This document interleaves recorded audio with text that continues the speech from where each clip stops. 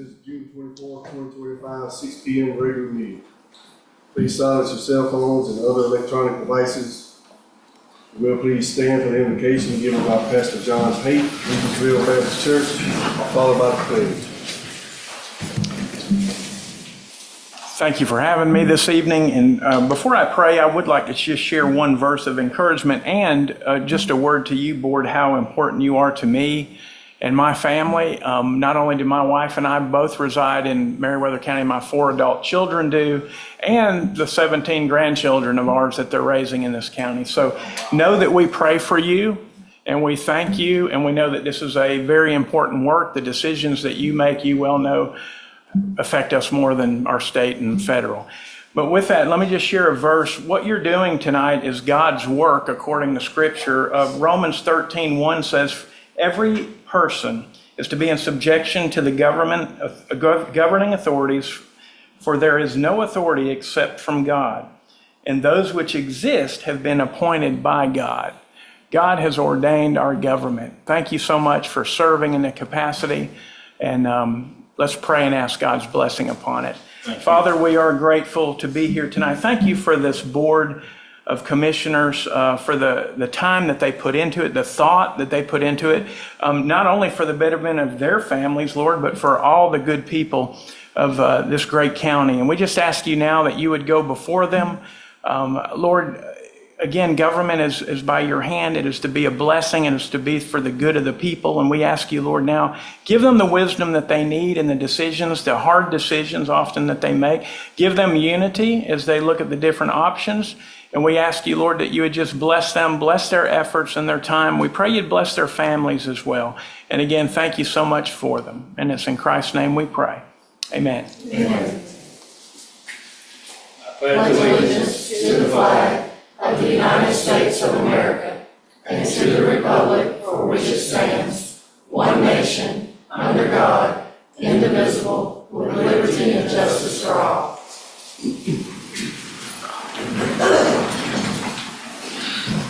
The next item is to adopt the agenda. Are there any additions or subtractions? No, sir, Mr. Chairman. No, sir. So we have a motion to adopt the agenda. So moved. Second. All in favor? Next is the presentations. No, sir. Item 6, finance report. Commissioners, in front of you, you are going to see the Meriwether County bank balances that were in today around 4 p.m. Overall, everything remains stabilized. Everything is doing well. The interest accrued in our LGIP accounts, as you know, will be the same as the previous meeting. We'll get the updated figures with the new interest accruals next month.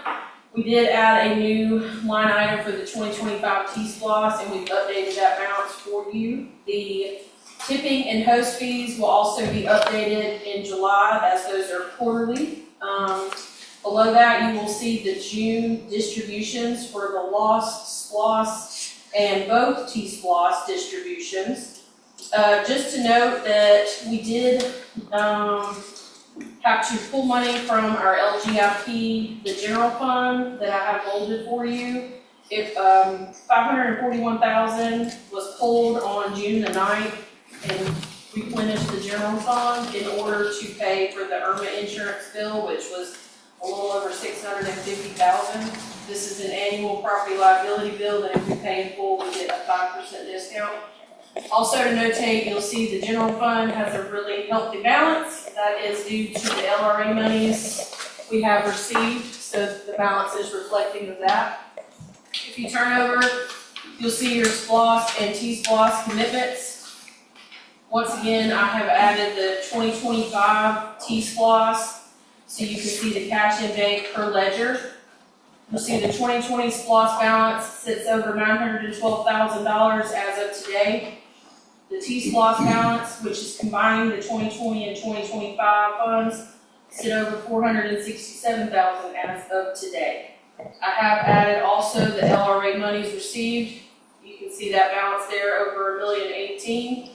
Once we start aligning those to commitments, we'll of course have that broken down for you on your spreadsheet, but as of today, that has not been assigned, which is why you'll just see the LRA and no commitments. We have no No issues in finance, everything's looking good. If you guys have any questions, feel free to ask, but overall, we're happy where we are. Are we going to invest the LRA money until we identify the projects? Mr. Chairman, that, with the general fund being at 1.9, we usually keep around 1.5 into the bank just for operating income. So that 11.5 that is in the LGIP will sit there for the time being and gain the interest off of it. So the LRA is in the general fund? Correct. Correct. So okay. Essentially, it's in the LGIP gaining interest, but we're, instead of just swapping them back and forth, we'll still earn roughly 38,000 in interest somewhere there with the 11.5 million. Okay.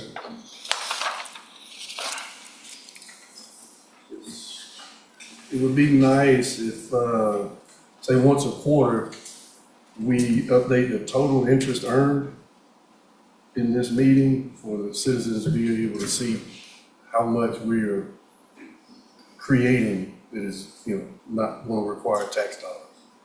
Yes, sir, Mr. Chair, and I can make it on the record that the investment pool for the general fund is $291,178.96 has been earning interest year to date, and then the special projects was also a general fund, a little over $107,000 has been brought in on investments of taxpayer dollars. So roughly about $400,000 this year has been brought in on investment of the taxpayers' dollars, brought back to the county to be used.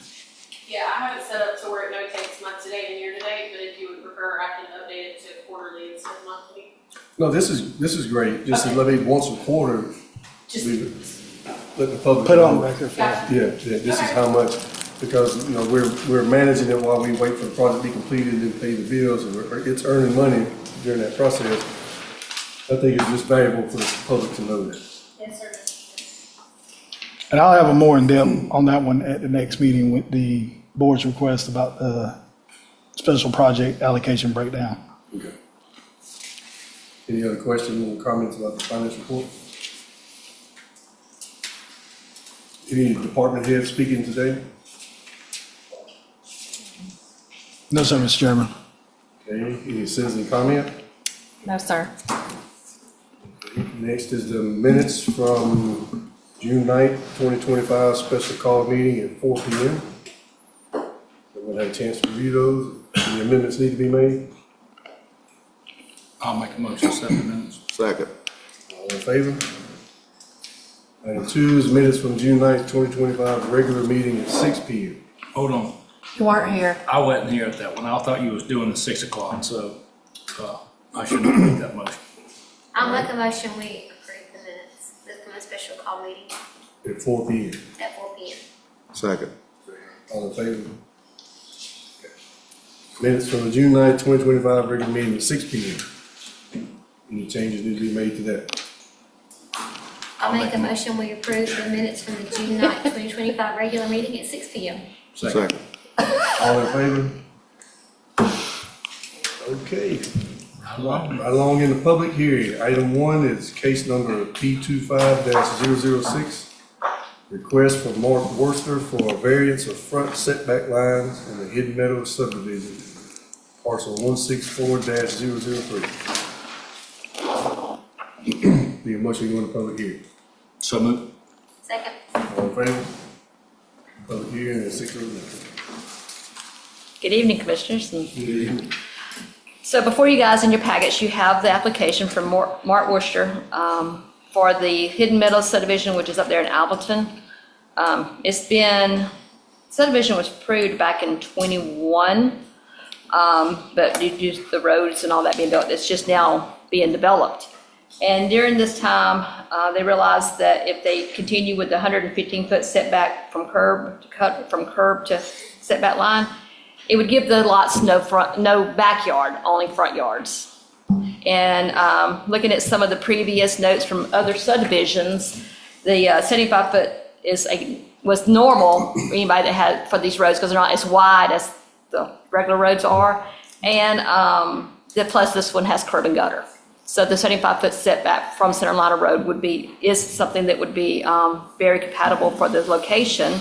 It did go before the planning commission, and the planning commission reviewed, and their recommendation is for approval as well. And we do have Mr. Barber here, who is recommendation for Mr. Worcester.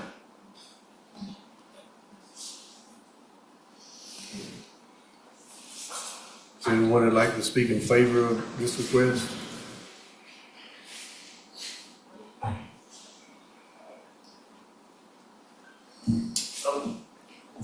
Please state your name and address, please. David Barber, 180 Walter Way, Marksman Construction. I represent Mark Worcester for the subdivision, and we just, basically, the reason it went through is we didn't pay attention to the front setbacks. We were looking at the roads and stuff, and just never paid attention to that 115 foot. So, Any questions for? This is I went over there and looked at the subdivision, and from 40-some years of doing this kind of stuff, I see it from time to time. I don't have a problem with it being in a curb and gutter or a cul-de-sac subdivision. I wouldn't want to start having lots down Luthersville Road or this county road, that county road, start bringing them all up, saying, well, they got 75 feet, we want 75 feet. But the subdivision, they would have, these are going to be nice, big houses, expensive houses. They'll have a lot nicer backyard if they do come forward some. And then by the time, are y'all going to do you know if they're going to do a sidewalk? at this time, no, we're not. I know a lot of times what they'll do, each lot when it's developed towards their walk, and then when the They'll- subdivision's finished, there's a sidewalk all the way. Yeah. But anyhow, it makes sense the way the lots are laid out to give a nicer backyard than it is to have, little bitty backyards and all of them sitting back. So I don't have a problem with it, but I don't know what the rest of the board, or is there any other discussion? Well, we gotta see if anyone else is in favor, anybody opposed? That's right, if anybody opposed. Yeah. So, anyone else in favor of this? Okay, is anyone here opposed to this?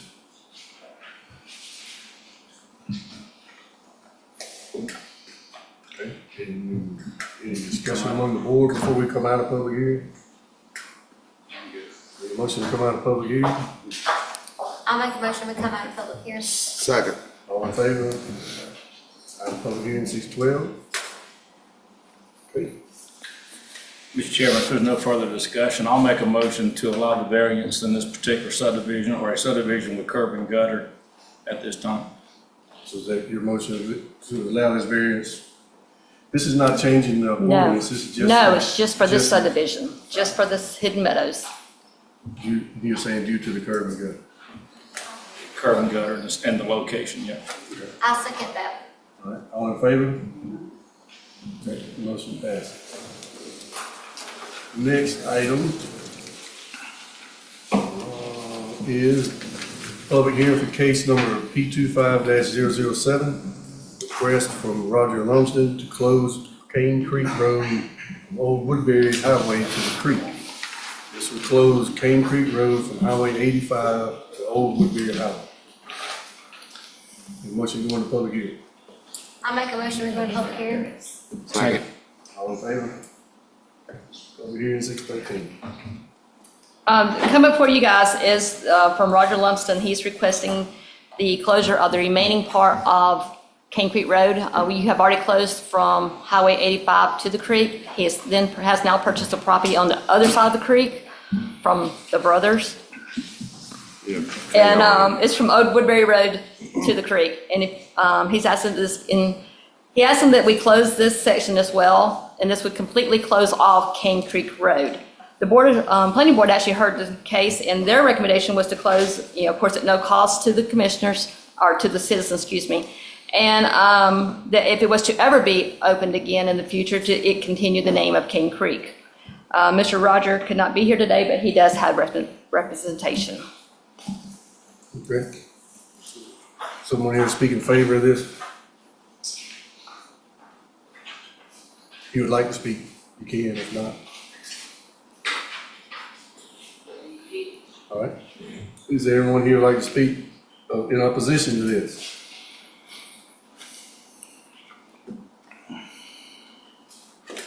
Okay. Any discussion among the board before we come out of public hearing?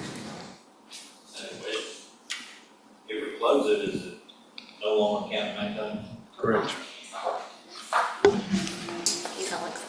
Yeah, this was actually part of that, like she said, the other one we closed because the wood bridge is condemned and so forth, and it wasn't no sense in the county spending $400,000 on a bridge to a piece of property that nobody has any reason to go down there. But due to advertising and so forth, the rest of the road couldn't be closed. So I think this is just a follow-up to advertise it and do all due process. And it would finally close that road, and the county has no obligations out there anymore. You know, this part of the road's been closed 40 years. Yeah, I know, that part. Well, most folks don't even know that. They think you just I close mean, the road. it probably wasn't officially closed, but it's been inaccessible. Yeah, you couldn't go through the creek. Ma'am, if you want to come up and just sign and speak, that's fine. The road's been non-maintained for a number of years, like you said, so it's kind of not formality, but I mean, it's not it hasn't been public accessed in quite some time. Yeah. So that's Her the name and address. request for that. Can you please state your name and address, please? Jennifer Mears, 204 Flat Shoals. Thank you. You're speaking in favor of, saying. Yes, Representative. Representative Mr. Lumsden. So, any other comments from you? We just respectfully request that this goes through the road closure, that it's not been maintained for a number of years, and it would be to his benefit to have it officially closed. Okay. Board have any questions for the speaker? Mr. Chair, I'll just remind y'all what the standard is for road abandonment, which, under the Georgia law, which is it ceases to be used for a public purpose, serving no substantial purpose, being served as in the best public interest of the population. All right, so since we got out of swords, I'll ask one more time, is anyone here opposed to this? Okay, that motion come out of public hearing? So moved. I got a second? Second. All in favor? Out of public hearing, 6:17. What is the pleasure of the board? It's your district, right? Do what? It's your district. The road is, yeah, I make a motion to close the, Cane Creek Road from Highway 85 to Old Woodbury Highway. Second. All in favor? Motion passed. Thank you. Yes, ma'am. Next is appointments. So item 1 is appointment to the Planning Commission, District 2, to fill an unexpired term that will expire on January 27th, 2027. This was tabled from the May 27th meeting. I have a nomination of James Howard, and he said he would love to be on the planning commission for our district. So I make a motion that we appoint James Howard for District 2 Planning Commission. Second. All in favor? All right. Item 2 is appointment to DFAC District 3, 5-year term that will begin July the 1st, 2025, and expire June 30th, 2030. This is also tabled from May 27th. I make a motion to, appoint Kay Stow Williamson to the DFAC Board, District 3, Meriwether County. I'll second that. All in favor? All right.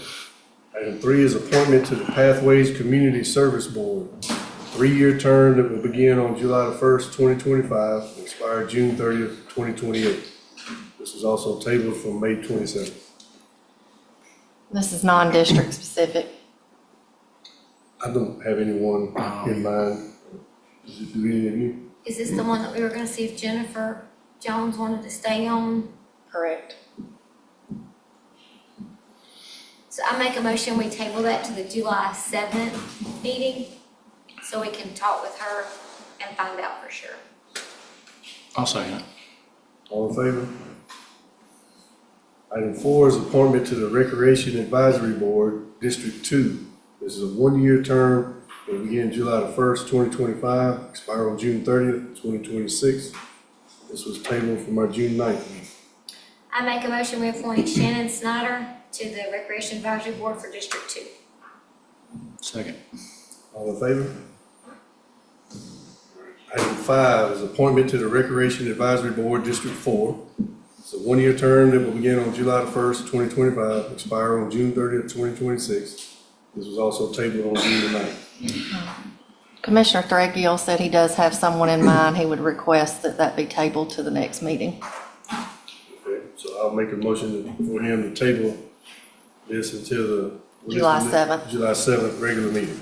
Second. All in favor? Okay. Unfinished business, we have item 1, request from residents to place November Lane in county road system. Commissioners, this item was tabled from the May 5th meeting to allow Director Brian Griffin time to conduct a thorough assessment of November Lane. Based on his findings, approximately 85% of the necessary work can be performed from the existing roadway. However, creating a drainage ditch between a few homes would require work beyond the roadway boundary. You have a scope of work. Can you speak up a little bit Yeah. and slow down a little bit, please? This was allowed Director Griffin time to go out and do a full assessment. And you have a scope of work, is estimated cost roughly around $9,000. T-Splosh would be the funding source.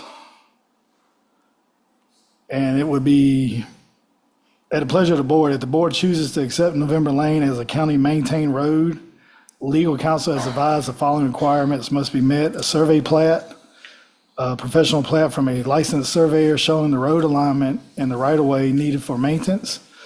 This is expected to be the most significant cost by the residents. Property deeds, each property owner whose land is included in a required right-of-way must submit a deed conveying the necessary portion. Each deed should clearly describe the land being donated and the donating party. And the commissioner approval, final acceptance is contingent upon the Board of Commissioners voting to formally include November Lane into the county maintained road system. Staff recommends that the road only be accepted into the maintenance system after all the deeds conveying the necessary right-of-way have been received from the residents of November Lane, following the items of 1 and 2 above, and if the Board of Commissioners is willing to accept the road into the maintenance system. Behind that, you see 2 plats that shows the November Lane Road, one owned by Mr. Hubert Dunlap and one owned by Jesse Lee Parks. Would be the only 2, it looks like, according to the Q Public, that they would need deeds, the right-of-way access from. So, Mr. Griffin, can you come up for a second? Sure. Then I got questions about this plat too. So I can do it all in one with you. How many feet or miles is this road?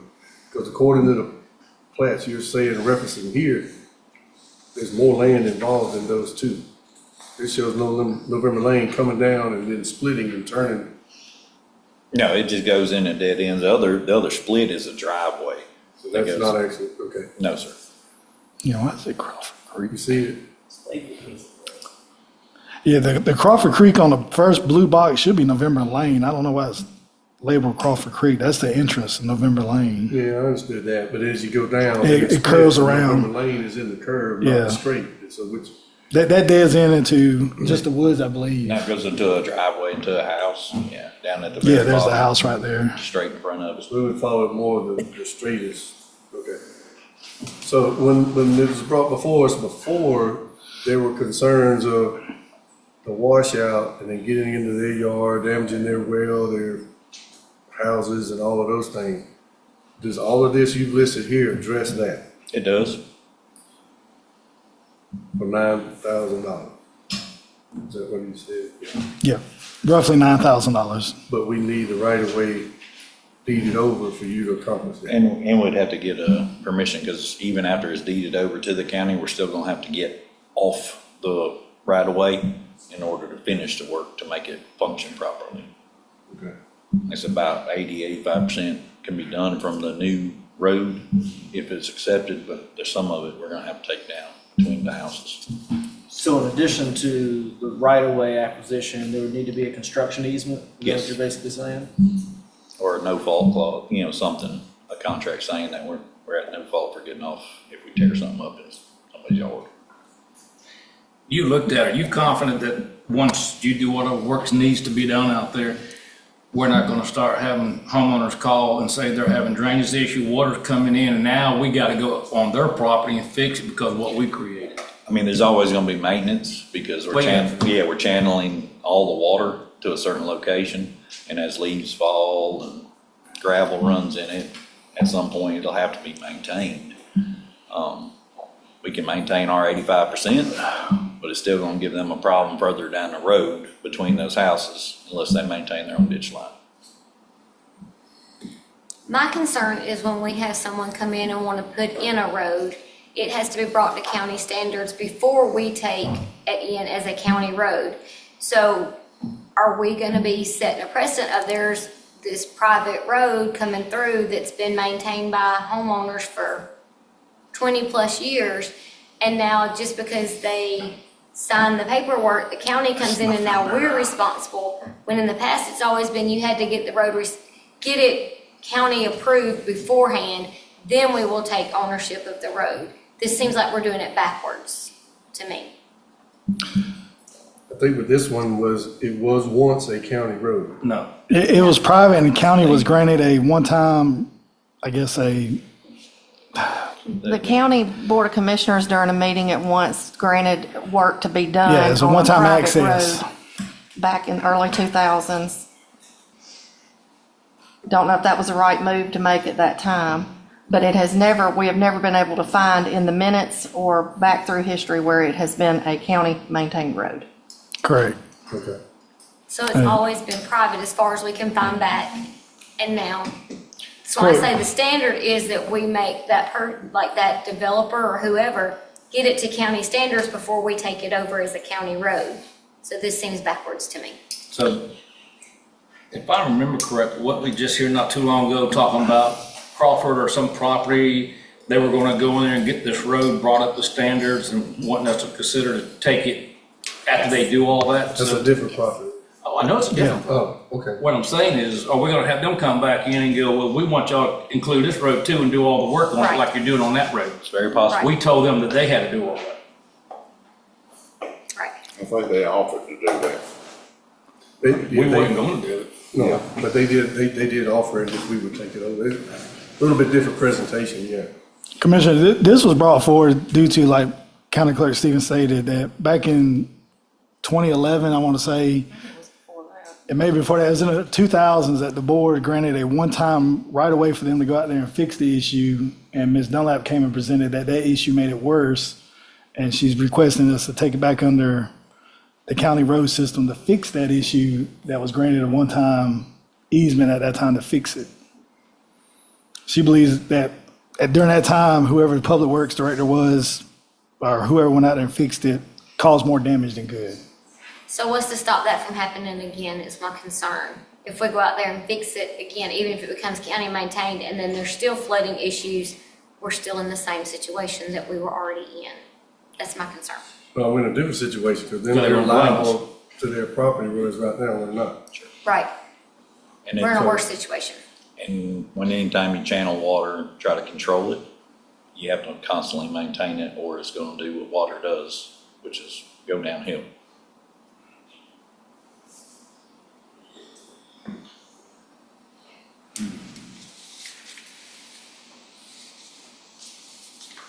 There's a couple other legal questions I would have too. It looks like there's at least a third parcel involved here. If you look where that road crosses the boundary line, it looks like a piece of that yellow road is actually in the western parcel, west to the big one, south to the one where it says Crawford and Creek Road, just a hair. So you're gonna have to get a third,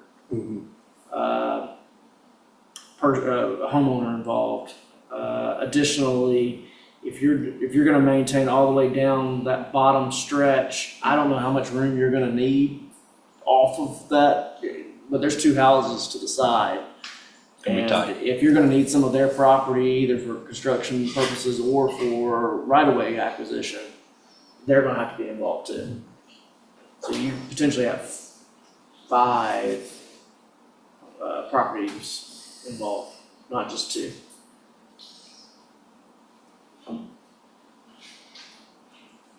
Are all the homeowners that's involved with this, are they here tonight? I don't see them in No. attendance, Commissioner King, but I do know they did sign a petition the first time with all their signatures that they are willing to do what is necessary to bring this back under county maintained. It's kind of nice that we're here to answer some questions first thing. Not bring it back, bring it to. I'll bring it to county staff. I misspoke. It never was a county maintained road. So where does November Lane start? Crawford Creek Road. Right on the intersection of Crawford Creek Road. Oh, okay, well, my map shows. Yeah, it says that. Crawford Creek Road, but that's November Lane. That's the beginning of November Lane on Q Public. I don't know why it's not registering November Lane up at the top. Am I reading this one right where it says it's 0.5 acres?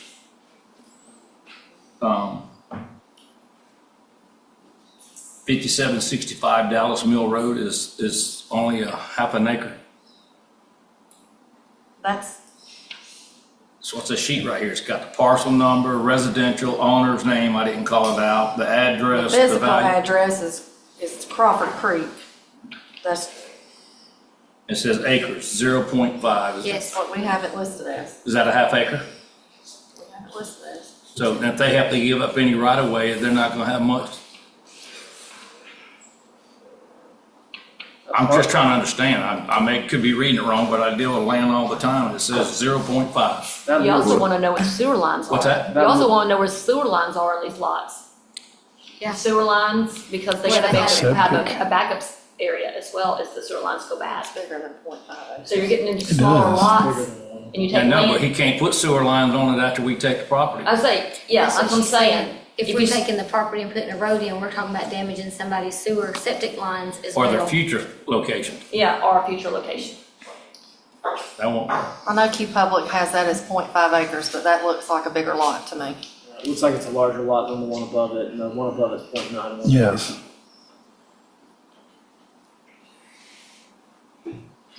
That looks like an error. 021019. I don't know. I can only go by what's printed in front of us right here. If that may not be right, we need to get Q Public all straightened out before we make any decisions. So how did we deal with this last time? Was it tabled? Yes, sir. It was tabled from the May. May 5th meeting. So roughly, 3 meetings ago. yeah, 6 Yeah, I was weeks. looking on Onyx to see if I I think can we find need it to a little table bit it better. again.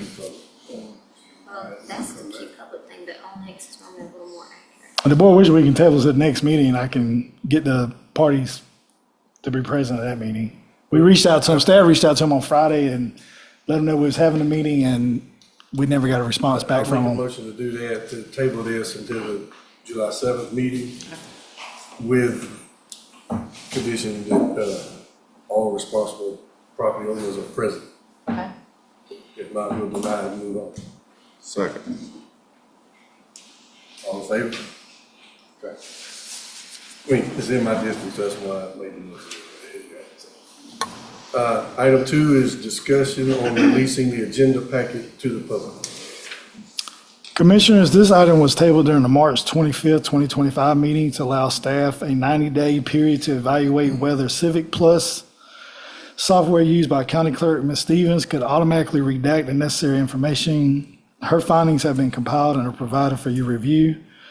Additionally, I would like to note during the last meeting on May 27th, 4 new items had to be added to the agenda. As a result, the public did not have access to those revisions and ahead of the meeting.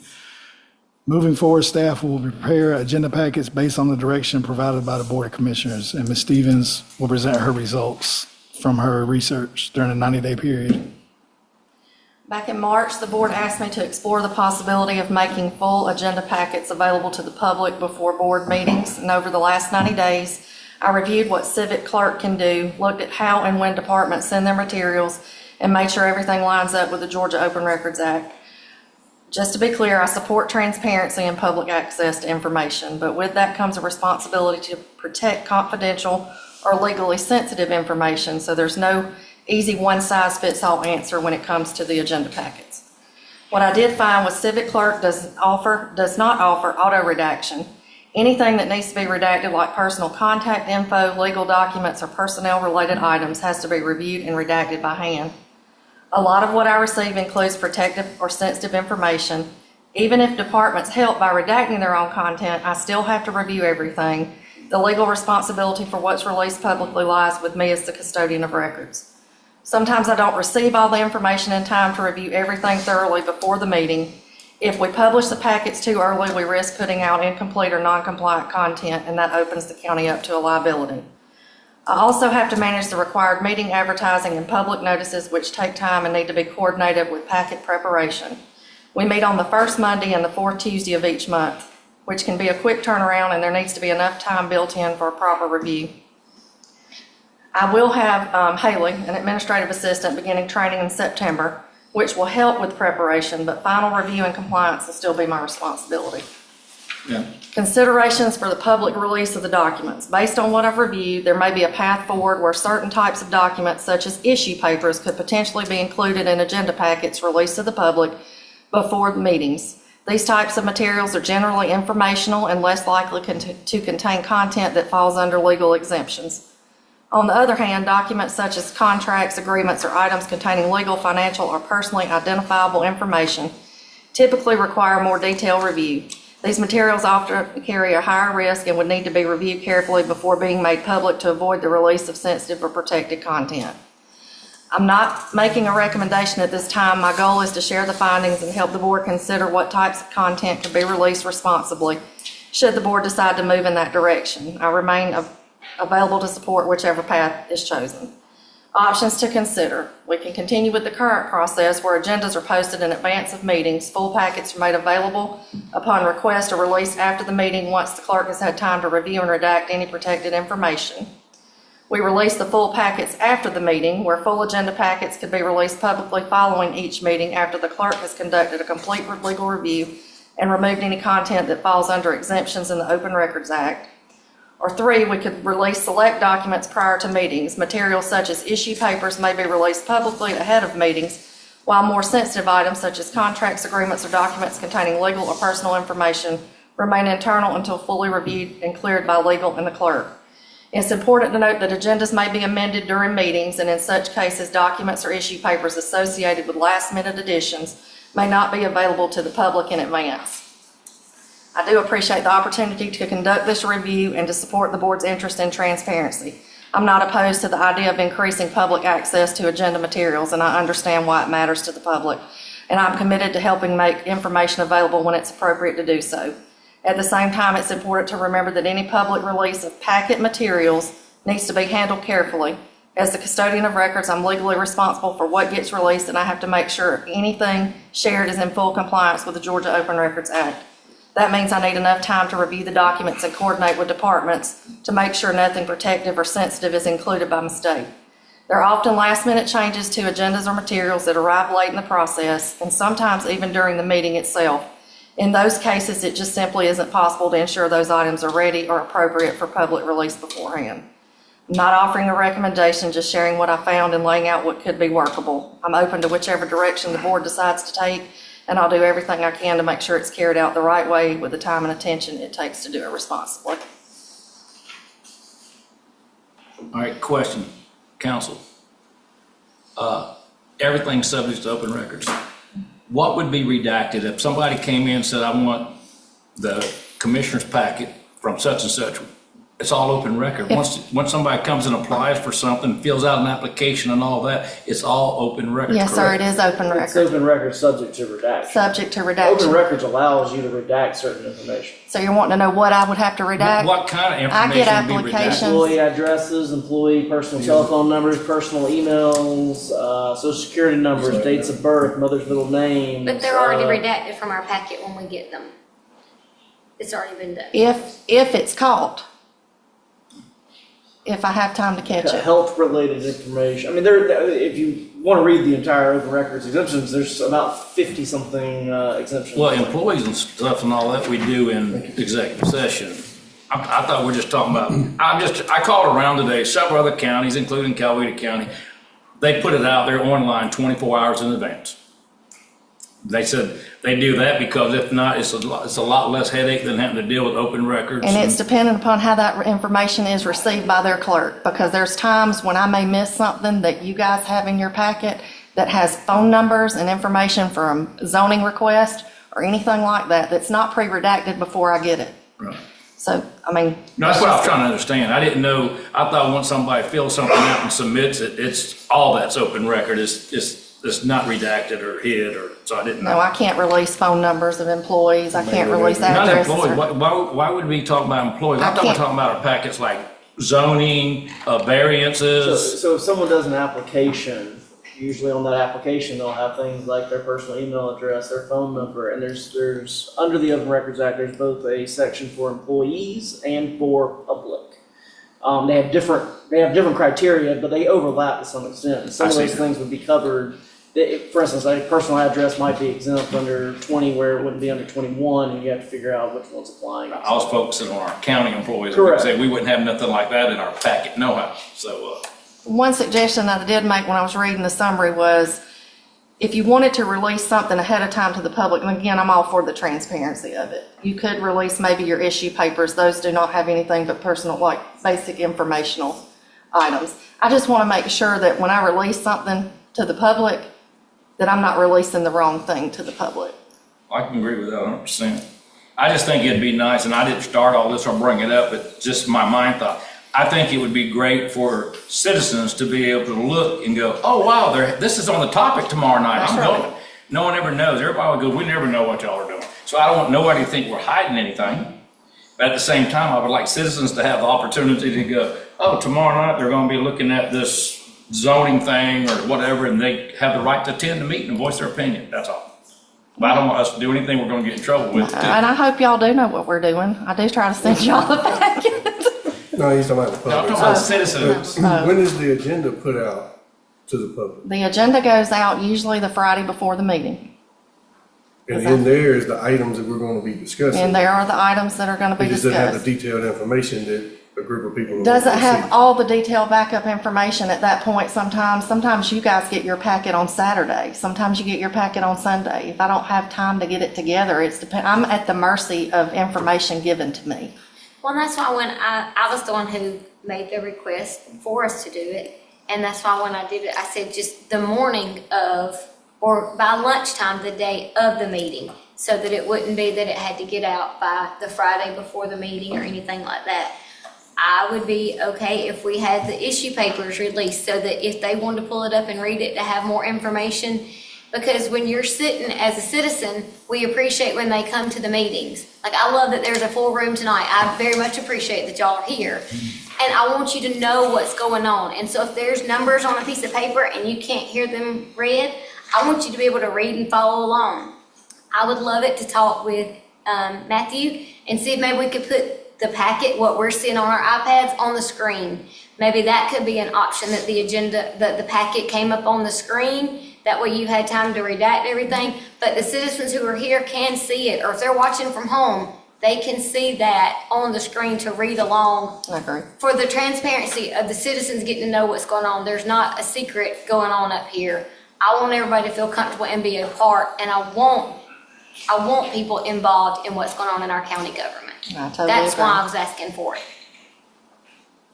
So if we could do, I would be okay with the option 3 on here, where we did the issue papers and did it the day of the meeting, like say by 12 o'clock on the day of the meeting, we had the agenda with the issue papers, and that way they could pull it up and it gave the basic information.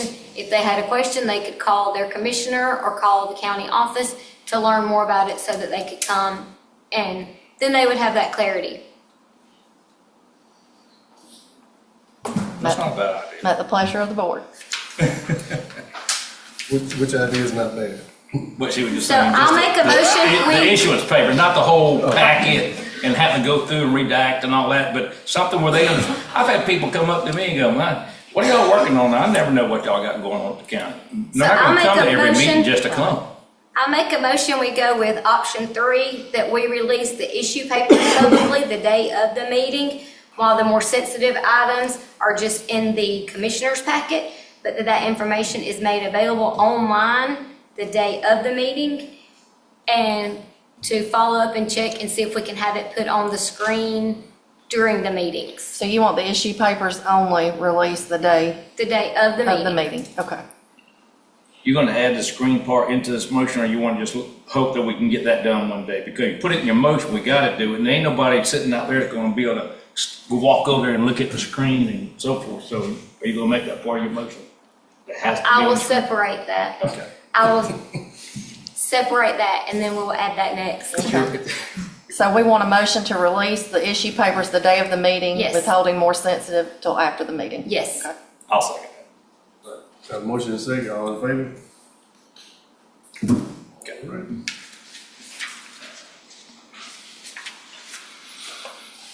Okay.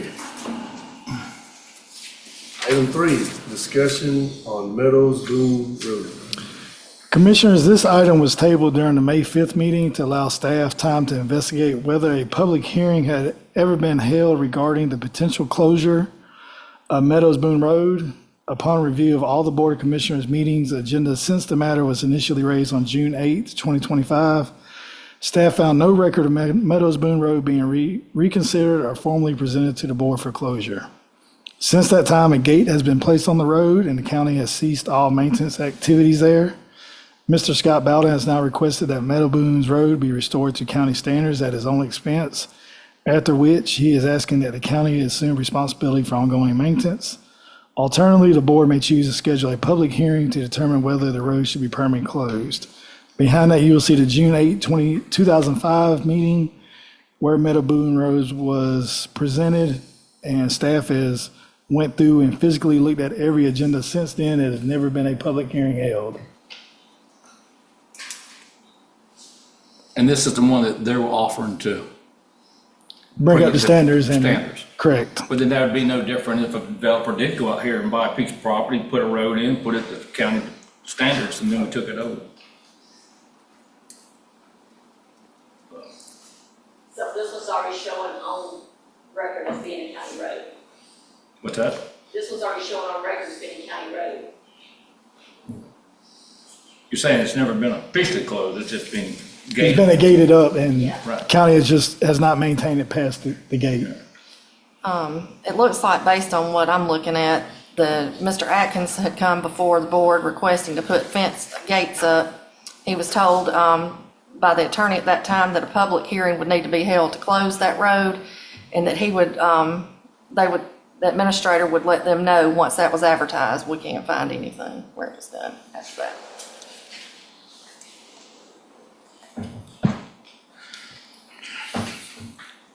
So, Mr. Griffin, you will be the one, if we were to go that route and accept this, you would be the one to inspect the road and make sure it was a county standard. Okay.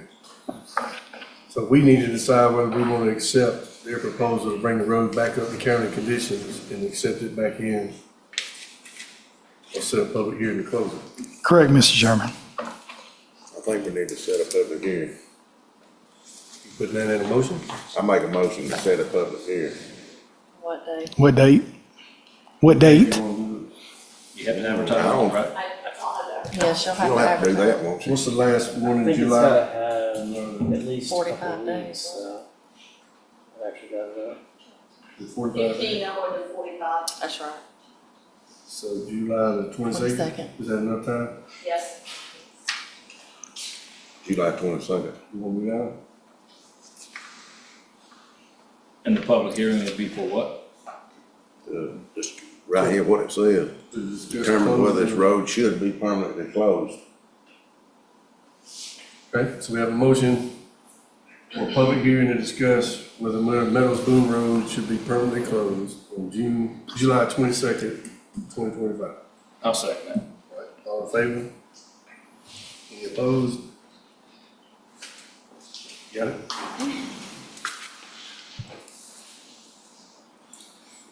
Okay. Item 4, decision on road for demo of road widening machine. Public Works. Commissioners, this item was tabled during the June 9th meeting to provide Public Works Director Brian Griffin time to develop a cost estimate for widening Alvaton Road. The estimated cost for this project is $145,810 to widen 5.5 miles of Alvaton Road, effectively covering both sides for a total of 11 lane miles. This expenditure represents approximately 1 month's allocation of T-SPOS funds and would significantly enhance safety conditions along Alvinton Road. Following completion of this project, Public Works anticipates having sufficient time to address the Judson Bullock intersection on White House Park, along with other short distance improvements. These additional areas will also be funded through T-SPOS. Widening Alvinton Road along with Judson Bullock intersection and other targeted narrow segments represents a major infrastructure improvement for the county. These efforts can be accomplished efficiently while the widening machine is still under rental. Staff did request estimates from 2 contractors. McElroy Inc. gave an estimate of $350,000 to $400,000. Piedmont gave an estimate of a little over $513,000. And the amount Director Griffin came up with is if we did it in-house. So let me make sure this is clear then. With the demonstration of the equipment time, we can do this for $146,000 roughly. That's with renting it for a month. That's included in the rental for the month. And if we contracted this out without doing any of this, it would be anywhere from $350,000 to $500,000. Correct. Okay. Then we'd have to wait a month for bids to come in and all that. John, if y'all are widening the road, are y'all gonna have to increase your right of way? With any neighboring property owners? No, It's all right away. Yeah, we should be within the Yeah. right of way of the county still. You're gonna be Off within the center 60 line. feet. That's a very, very narrow road. Yeah. It should be within the county Just making standards. sure, because if you Yeah. had to increase your right of way, you're gonna have to acquire that Yes. property, Yeah, so no, there's no, there's no maps or anything, so wasn't sure. I think it's 30 feet off center line. it is each way. So yeah, that road is very narrow and we shouldn't go over the 30-foot Nope. center line. Or we will stop at the 30-foot center line, or 29-foot line. you look on page 49, it breaks down Brian's estimate if we do it in-house and rent the machine for a month.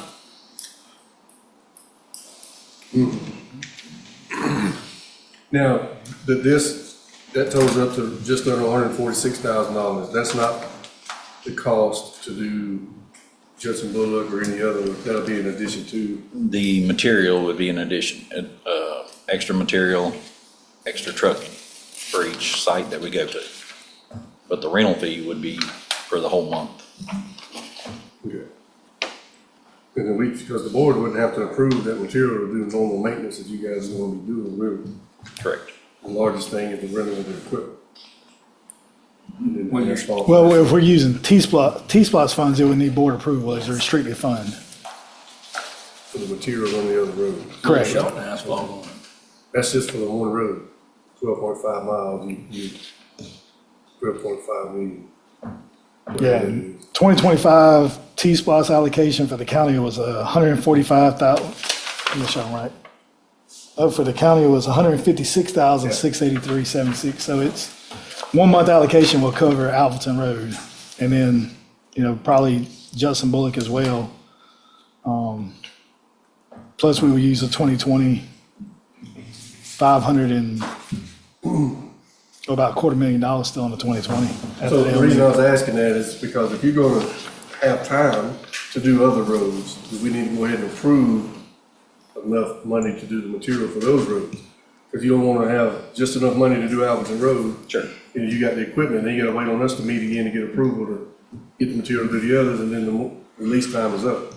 So, I can make a motion to approve rental of equipment and material trucking for Alvinton Road with an optional set price of money approved for everything else. Well, Judson Bullock is just right there at Roosevelt Highway, right? there's some other narrow. Or White House Parkway. Again, we could do that, or we could do all of it. It really is at the pleasure of the board. What you have left in the 2020 T-SPOS commissioners is roughly $250,000 after the LMIG commitment. And we would use all of 2020 before we would go into 2025. So staff are requesting not to exceed $250,000 to do that. And we'll come well in under that budget. And I'd like to go back to what Commissioner And it's- Chairman Worthley said, that this is not gonna interfere with the progress on the patching of the other roads, right? Correct? No, sir. And the DOT's currently has the equipment rented. We'll be getting it about August probably is our timetable for this project. Will be mid-August through mid-September, which still gives us 2.5 months to get caught up on some of these pothole roads, which hopefully y'all notice and we're getting some of them knocked out.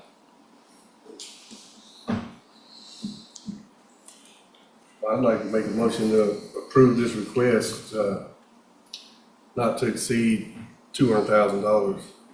Because I think you're gonna need a little more money to get some more asphalt while you got the machine ready. Second. All in favor? Okay. Thank you. You got it. For demo wide any. That's out of T-Splosh to 20. Sorry, well, T-Splosh. funded out of what he stated, 2020 T-Splosh, yes. Okay, item 5 is ordinance amendment 2025-03, change of official zoning ordinance, Article 7, district lot height standards easements. Yeah, that one. During the May 27th, 2025 regular meeting, the board tabled a zoning ordinance amendment related to lot size, frontage, and private easements, and since then, staff has cleaned up the formatting and language for clarity, but the content did not change. What we updated was table 7.1 showing the lot sizes, setbacks, and height limits for each zoning district. The rules for when private easements can be used for access limited to 3 lots. Easement design standards and maintenance agreement requirements, and it clarifies that the easement lots are not exempt from subdivision rules. At this time, the staff is asking the board to adopt the ordinance 2025-03 as amended and allow the chairman or vice chairman to sign. Anyone have any questions about that?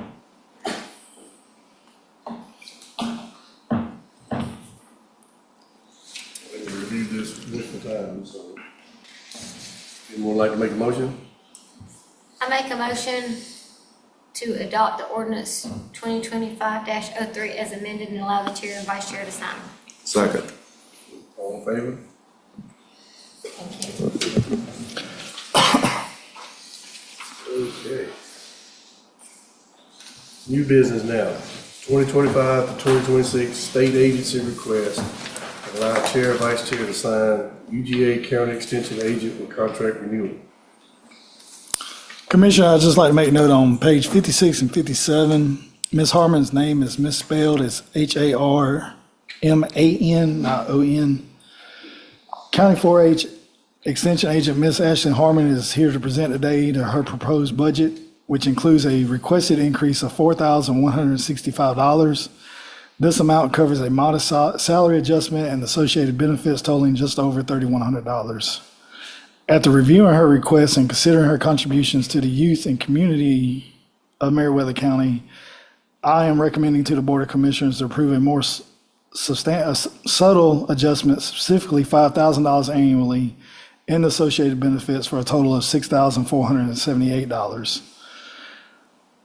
And then Ms. Harmon's request, you have everything lined out there. This recommendation reflects a significant increase from the current compensation, nearly doubling the county salary and benefits contribution, but aligns more closely with the value and dedication Ms. Harmon brings to our youth programs. It was noted during last year's budget cycle that Ms. Harmon has not requested a raise in now 8 years of service. Her current request is modest and reflects her humility and commitment to the children of Meriwether County. Given her consistent performance and impact, I believe the county should demonstrate its support by going beyond her request. Her original budget request was $58,092. My recommended budget request is $68,871.09, which is an increase of $2,779.09 over Ms. Harmon's requested budget. And the You said 68, it's $60,871.09. That's what I'm saying, speak it up and slow down. Yeah. I saw the 6 and the 8 together, 60,000. So it's a difference of almost $2,800 for my recommendation and Ms. Harmon's recommendation. And she's here to present her increase. Gosh, John, I need you in 4-H. And I'll get him to slow down and talk up, because that's what we do in 4-H. Probably take you up on that. Well, it's an honor for me to be here. I've served in Meriwether County 8 years as the 4-H agent and 7 years as the county extension coordinator. There's not another county I would want to be in than right here in Meriwether County. As John mentioned, I serve as the 4-H agent. And this is a very busy time for me. If you follow me on social media, you'll see that I've already been to 2 weeks of summer camp and I have 2 more weeks to go. But I can go into other things that I've done throughout the year. We have a very active 4-H program. We have a very active extension program. Some of you may have heard, but we are losing our county extension ag agent next Thursday, July 3rd. Will be Jonathan Strickland's last day. He thinks that he's going to enjoy teaching better than sitting in the extension office. He's going to be the new ag teacher at Greenville High School. So I hate to lose him. He has been here. August would have been 2 years. And you may wonder, well, why can't you keep an ag agent? Well, he's going across the street to teach ag at Greenville High School, and the one we had before him didn't even apply to be in Meriwether County. He applied to be in North Georgia, so he got married and moved back to North Georgia. So, but I don't know if you have questions for me. It was suggested to me this time last year to put an increase in our budget, so that is why I'm here. I have never been before you asking for an increase, and after 8 years, I'm here. So please ask any questions, or I can provide lots of numbers and fun activities for you. Any questions about the board? Would like to make a motion? I'll make the motion for the 2026 state agency request, allow chair, vice chair to sign UGA county extension agent. So he Contract. presented. Which the amount? Original budget request or administrative? What's that? He presented 2 salary numbers, so. okay. The original budget was $58,092. My recommendation is $60,871.09. I'll include that with it. Administrative request. What's that? His request, Yes. sir. Second. All right, all in favor? Thank you. Congratulations. Thank you, Ashley. Oh, and we also need the contract signed. We Yes. need that part of the motion. He had it in his motion originally, he Yeah. corrected the number. Okay, but I need this is 4-H contract. the financial budget. It needs to be noted that it needs to be signed, right? He said He allowed. said he it allowed allowed a the share chair to sign sign. the contract Okay, I'm good to originally, deal. I and missed then he that. corrected Sorry the about that, number. y'all. Yeah. I'm looking at too many numbers. And I have that if you need a copy of it. And I've also included the MOU. We don't have to get a new MOU every year, but I've included it if you want to sign it as the chairman, Chairman Worsley. But I'll just leave that. Okay. Now, next year, we will have a totally new MOU. It'll be a Okay, so we completely don't need to different, have we don't that. need it now though. But I'll, That's fine. I had 2 of them for them to sign, but you hadn't signed them, so that's fine. Thank you. I'll give it to you okay. Thank you. So, okay. So you got everything you need then? Yes, sir. Item 2 is 2025-2026 state agency request and allow chair and vice chair to sign Pine Mountain Regional Library System. Commissioners, the Pine Mountain Regional Library is requesting a budget increase of $5,000 over the previous fiscal year's allocation. Ms. Cynthia Kelby is in attendance to present and discuss the library's budget proposal. This request is to increase the budget annually from $138,000 to $143,000. Good evening. Thank you for your time. I appreciate it. Before I start the information about my request, I have some exciting news to share with you. We will be opening a 3rd library in Meriwether County in Luthersville. It will open probably late summer. It depends on how much we can get done because we also have the summer reading program going on. So we've got a lot of kids and a lot of things being busy, but I'm very excited about that. So we will have a location in the south end, the middle of the county, and in the north end of the county. So that's nothing but good for our citizens.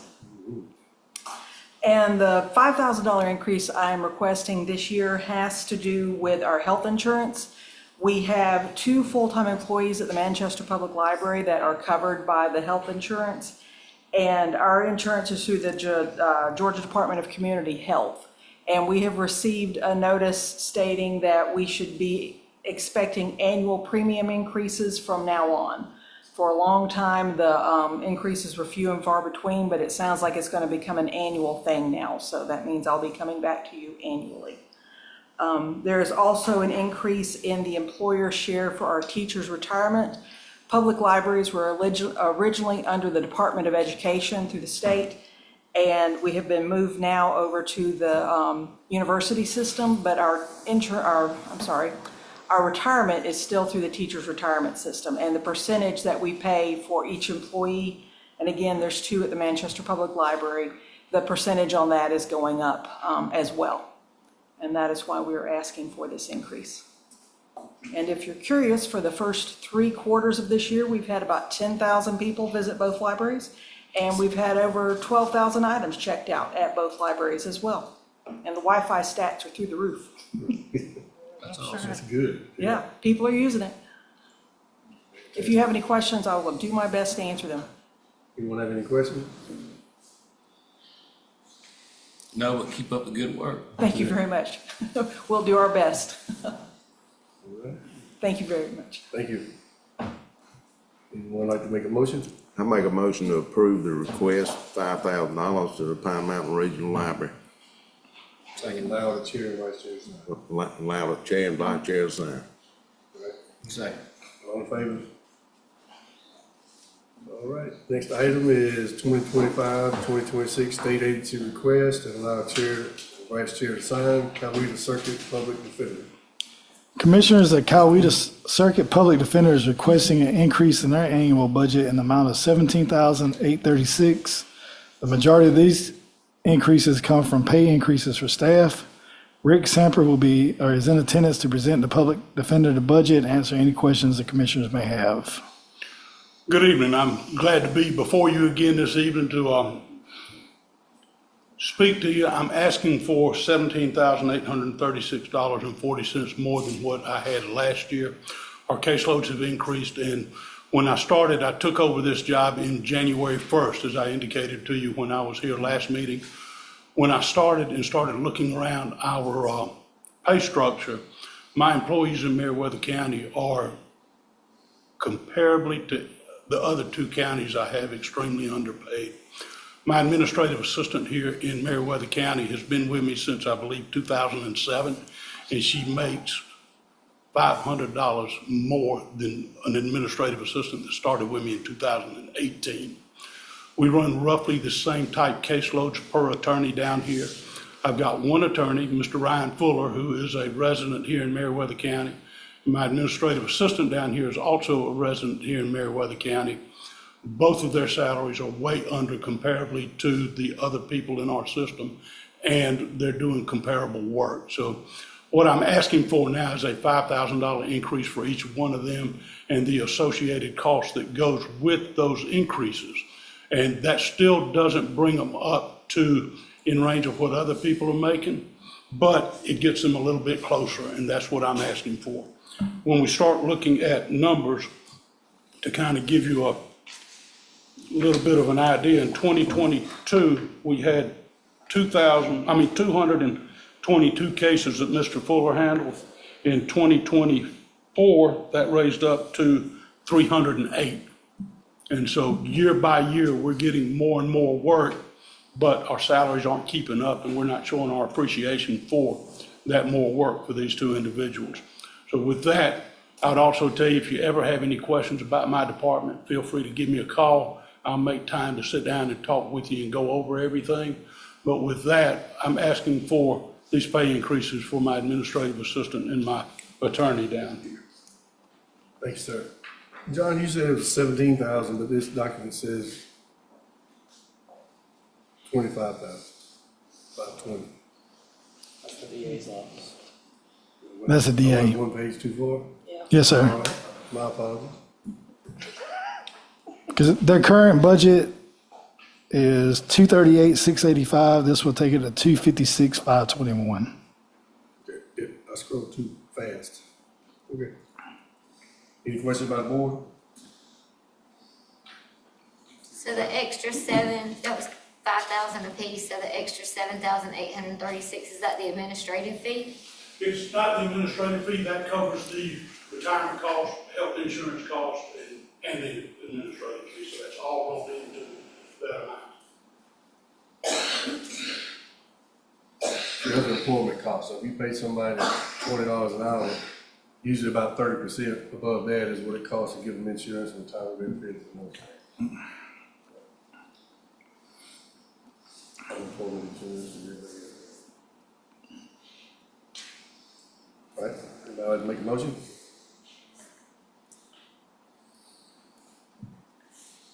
Mr. Chairman, I'll make a motion for the, which one we on? I mean, I know what we're talking about, but I'm trying to find the number. The 17,836. number 3. Yep. Yeah, I'll make a motion for the 2025, 2026 state agency request, allow the chair, vice chair to sign Coweta Circuit Public Defender for the amount of, 17,836. thank you. Do I have a second? Second. All in favor? Okay.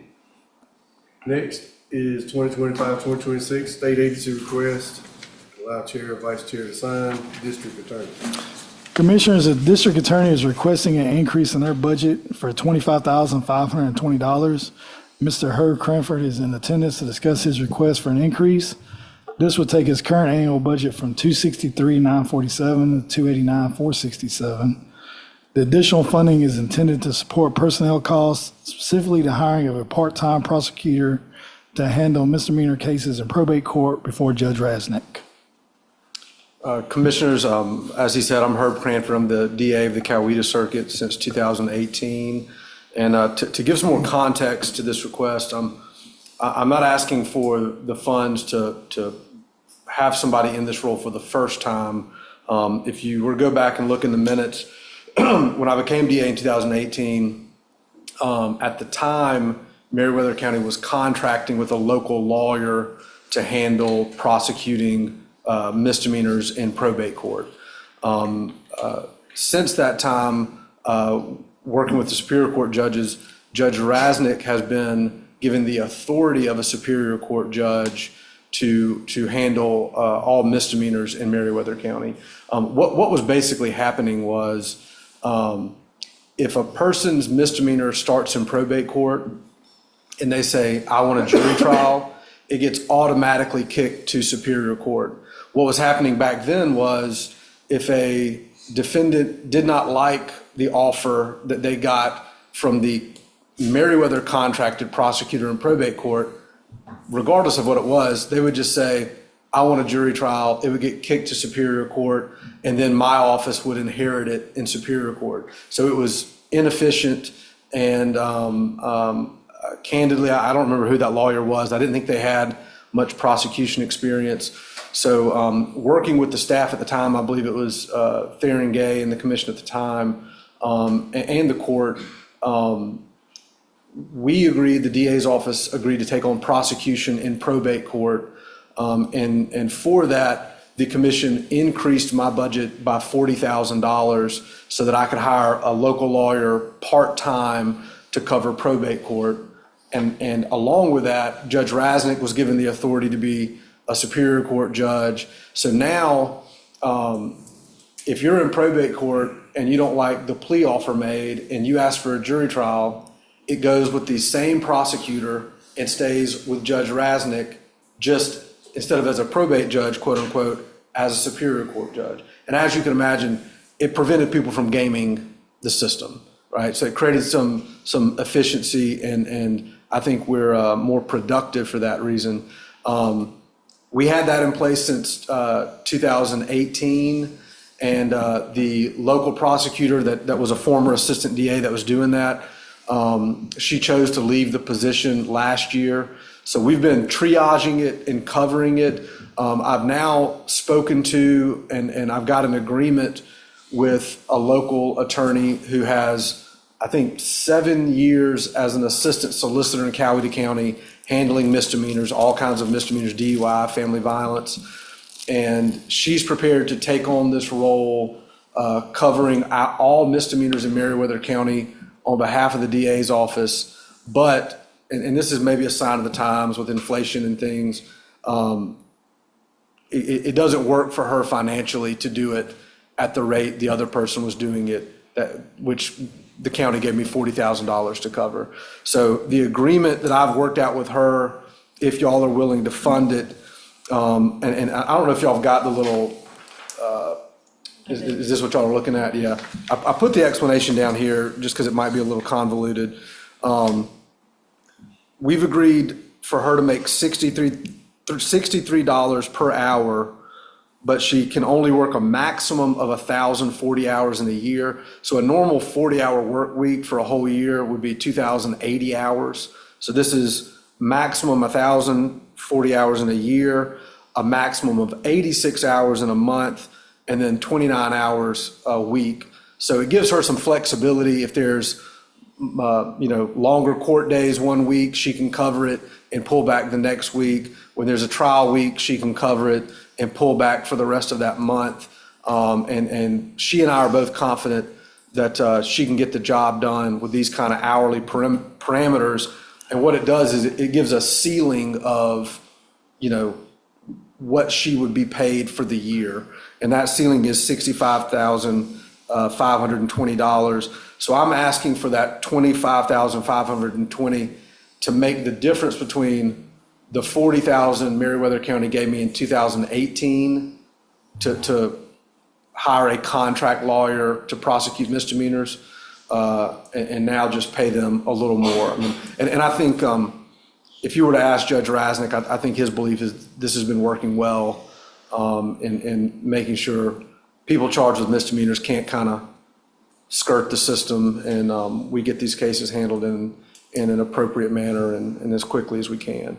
Happy to take any questions. I do want to say while I'm thinking about it, I think that the county and the administration has put a lot of work over the last few years in getting our office out of the courthouse and into a local building. I think we're in the former DFAX building. I think y'all are aware, got some issues at the courthouse with the rain and things.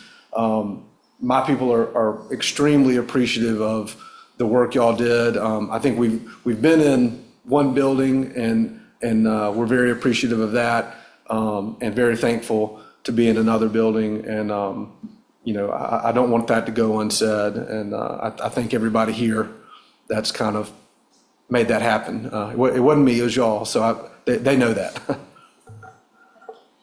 Any questions? I would like to ask a question. Sure. I've always been very supportive of the DA's office. It's kind of funny, he's getting money for the defender and you're coming here and getting money to prosecute, so.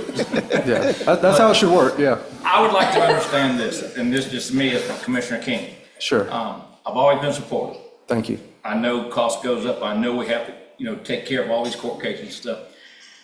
I left this meeting the other night going home, and where Luthersville Road, which is a no truck through access road, coming to 362. I sat there on 6 semi-tractor trailers come through there and turn. And I've been watching that, and one of the things I've worked on since I became a commissioner is our roads are in bad shape. And I have hounded the sheriff's department, and I see these tractor trailers. I've even followed some all the way out to Hogansville where they come through Alberton, shoot across Alberton Road, which the road destroyed. And I've asked this several times, and I get told this all the time. So I'm gonna ask this question here in an open meeting. Sure. I'm told that the reason we're not writing citations is because the DA's office doesn't want to fool with them and throws them out. And I hate to know, we're trying to give you a budget when y'all got to get your money. You got to be able to take care of and do these things. But I want to understand why these tractor trailers keep tearing our roads up, but it seems like the cases get dismissed. Are they not doing something right? Or is that something that can be looked into when they bring it to you? It's a done deal? Yeah, I would need to, I've spoken to the assistant DA that we have running Meriwether County about this before. I recall this discussion. I wish I would have had the foresight to get him to bring me back up to speed on it. And so with the caveat that I may remember this incorrectly, and with the promise that I will get you the accurate answer as soon as I talk to him, if I recall correctly, I think our assessment is there may be an issue with proving it based on, I think it's a signage issue, if I recall correctly. I may be wrong. Well, if it's the same guy that was here before, I did stop in one day and asked, and. It's the same guy, yeah. We've got signs up everywhere that are this big and it says, warning, no tractor trailers. It used to say stop, but they told us to take the stop off because it gets confusing. They think they got to stop. So Yeah. it says warning. We got them on all the roads around here. Is that But what he still, told you? I don't see anybody writing citations for these tractor trailers tearing the roads up. And then when I ask them, they go, it's not worth our time. We write them up and it gets thrown out. So I'm just trying to tell you from my viewpoint, I'm willing to help and I want to increase your budget and I want y'all to keep doing a fine job and we're glad you're appreciative of the building.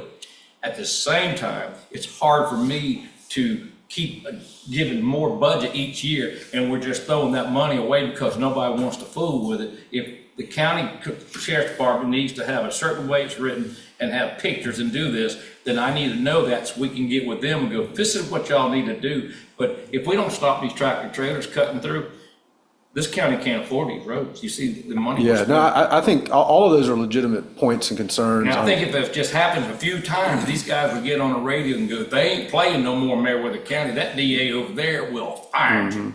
And that's all I'm asking for. You probably remember better than I do. Is that what the assistant DA told you? Was a But I think, I want to butt in, I think the signage has to be DOT approved. On a county road? Yes. I feel like he explained to me it was a signage issue, and I recalled that I think someone local put up signs at one point, maybe. If you remember what he told you, feel free to say it, because I think that's what I'm remembering. Well, one of the deputies or the sheriff told me, he said, well, that's because the DA, they want video. They want this. If a deputy pulls a tractor trailer over on a road that's got a big sign that says no tractor trailer, to me, that ought to be enough. I mean, if that ain't good enough, then he shouldn't be able to go to court and say I was speeding or she was speeding. Yeah, I'll have to ask him, and I'll call you back and tell you, but. I would I'm not arguing with you. No, I I would just know. have a clear understanding. So whatever we have to do to get these citations and collect Yeah. that money per year to stop tearing up our roads would be appreciated. Yeah, no, I mean, I take everything you said in good faith, just so you know. I mean, I do seem to recall it was a signage issue, and I think they do have to be DOT approved now that I'm remembering.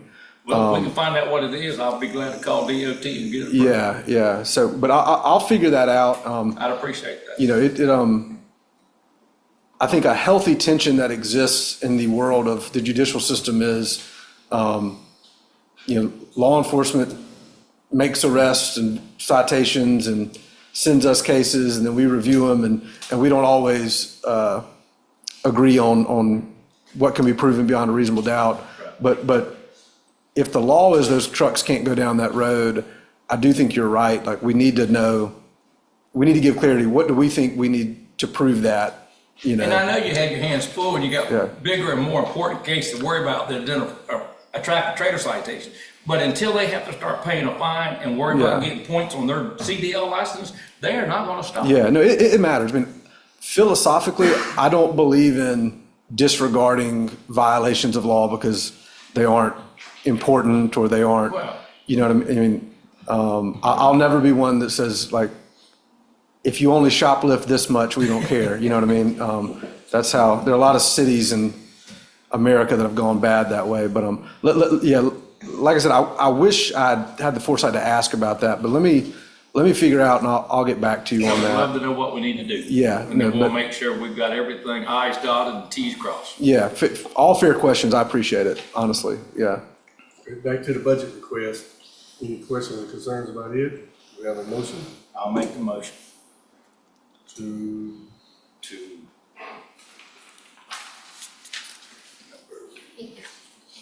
Forward.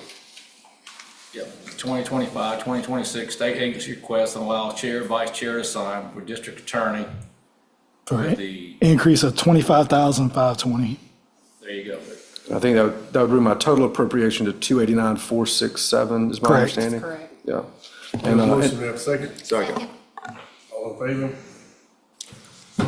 I appreciate it, and if I may, I want to give compliments to our new chief public defender, Rick Samper. He's a little bit of a local, I know, but when I first got hired in 2012 to be an assistant DA, we had plenty of cases together, and One of my first trials, he beat me on a domestic violence case and got a not guilty verdict. So he taught me a couple lessons back then. And so I'm glad he got this position. I think he's going to do a good job kind of administering that office. And though we battle with him, the public defender they have in Meriwether genuinely does a very good job. The judges think well of him. So for what it's worth, I think this is money well spent. So thank you all. Thank you. Thank you. Item number 5, 2025-2026 state agency request. Allow chair, vice chair to sign. Department of Public Health. Commissioners, the Department of Public Health has requested the same budget as the previous year of $152,500, and staff recommends approval. They're not requesting an increase. Yes, it's God bless them. I'll make that motion. I second. I second. All in favor? All right. Favorite department so far. Item 6, 2025-2026 state agency request. Allow chair or vice chair to sign. Department of Family and Children's Services. Commissioners, the Department of Family and Children's Services is requesting additional $5,000 for a fiscal year budget. They're requesting an increase based off the cost of living expenditures increasing and current inflation on daily living expenses. Their current budget is $28,000 and the proposed budget is $33,000. I think Ms. Kenya is here to speak tonight. Thank you, and thank you for the opportunity to speak with you today. As stated, I'm Kenya Levitt Jester. I'm the County Director for Meriwether County DFACS, and I also have the representation of one of my board members, District 2, Ms. Margot Wimbish here, as well as my Administrative Assistant, Jennifer Cannon. So thank you for the opportunity to state the rationale, the reason why we're requesting an additional $5,000 in our budget. So as a leader, my objective is to remain proactive and guide my team with expertise and policy, witnessing growth in our staff as well as in the numbers with our children.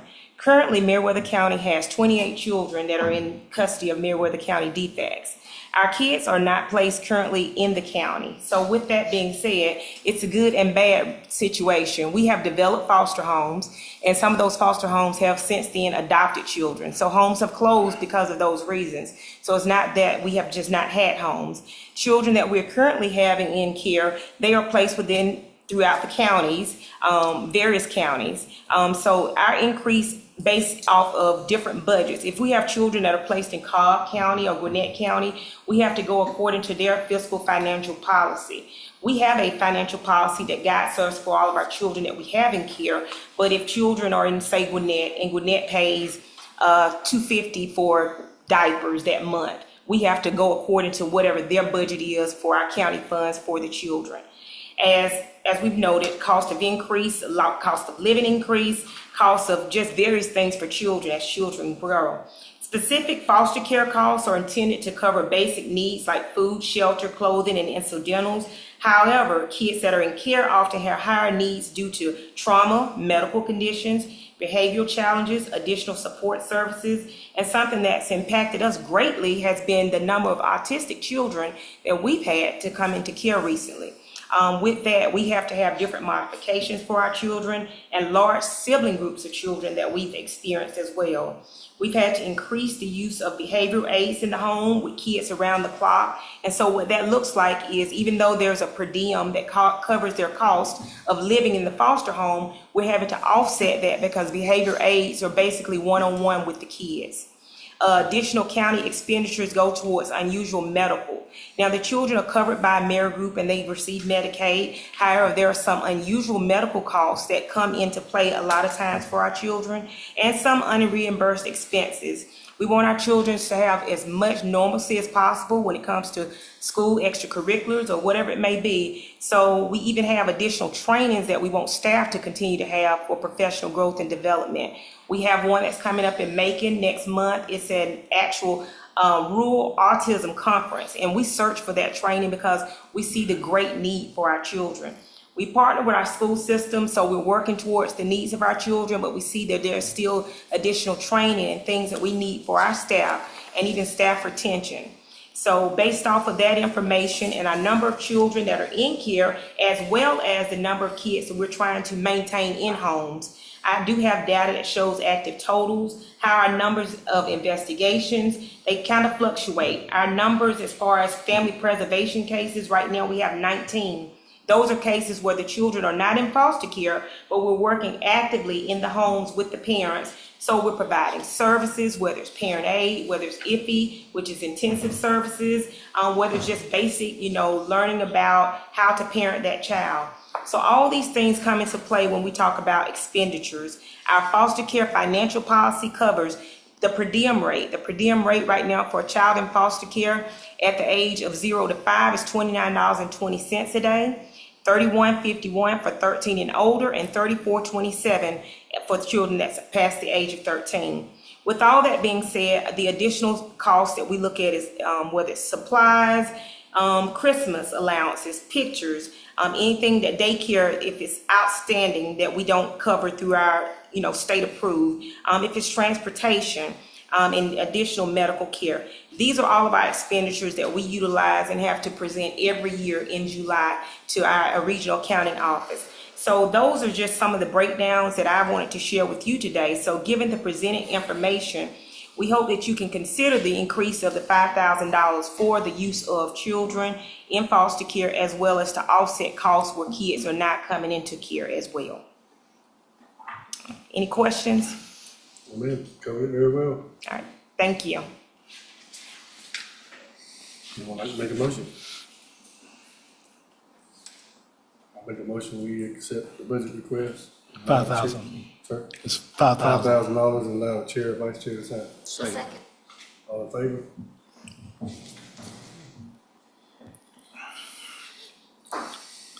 Next item is acceptance of the May 2025 grand jury presentment. Commissioners, the grand jury presentment were included in the board's minute packet, reviewed and discussed by the board. Formal acceptance is now required. Staff extends its appreciation to the grand jury for fulfilling its responsibilities. I'd like to make a motion, we accept the May 2025 grand jury presentment. Second. All in favor? Item 8, contract for EMS billing collections, and allow chair or vice chair to sign. Commissioners, this agreement authorizes Lifeline Billing Services to manage the collection of past due EMS service accounts. Legal counsel has reviewed the agreement and proposed revisions, and we are currently awaiting Lifeline's acceptance or response to those changes.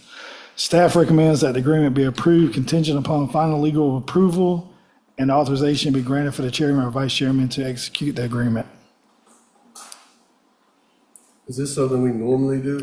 This is when we switched service providers to EMS billing, and this is just for them to collect the past due balances. It's been presented to Nathan and Michael. I think Nathan has made his red line changes.